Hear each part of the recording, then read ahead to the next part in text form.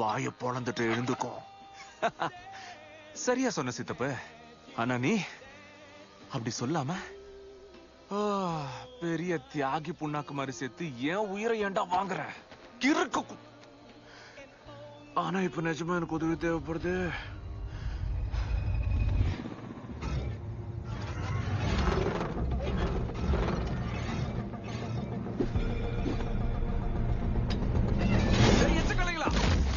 நான் உங்களை எச்சரிக்கிறேன். நான் ஒத்தையா வரல. வேடு Wilson, you are under arrest.